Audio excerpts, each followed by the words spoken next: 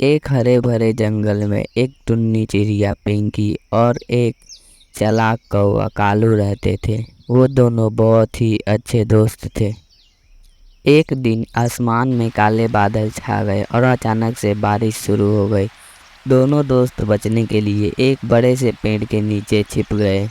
अचानक जंगल में एक चुड़ैल प्रकट हो जाती है और उसका नाम जादूगरनी था और उसे शरारत करने में बहुत मज़ा आता था।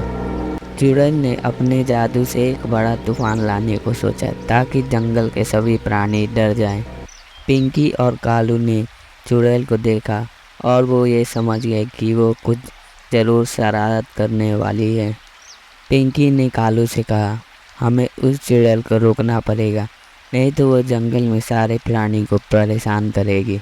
कालू ने सोचा और एक योजना बनाई और पिंकी से कहा, हम दोनों मिलकर उसे मात देंगे। तुम अपने मधुर गीत से उसका ध्यान भटकाना और मैं उसकी जादू की छड़ी चुरा लूँगा। पिंकी ने अपना सबसे सुंदर गीत गाना शुरू किया। तभी चुड़ैल के ध्यान उसके गीत पर चली गई और वो अपने सारे मंत्र भुला गई और उस गीत की तरफ आकर्षित हो गई। तभी कालू चतुराई से उसके पास गया और उसकी जादुई छड़ी उससे चुरा ली। ये सब देखकर जादूगरनी बहुत ही गुस्से में आ जाती है और कालू से बोलती है कि मेरी छड़ी वापस करो, लेकिन कालू उसकी एक भी बात नहीं सुनता है और उसकी छड़ी तोड़कर दो टुकड़े कर देता है और उसकी सारी शक्तियाँ नष्ट हो जाती है। उस चुड़ैल के छड़ी टूट जाने के कारण वो चुड़ैल बहुत ही कमज़ोर हो जाती है और वो जंगल से भाग जाती है।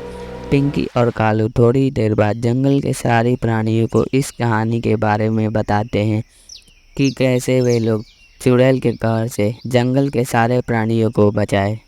इस घटना के बाद जंगल के सारे पशु पक्षी पिंकी और कालू का बहादुरी के चर्चे करते रहते थे। उन्होंने सीखा कि एकता में बल है, एकता से हम कोई भी मुश्किल काम का हल निकाल सकते हैं।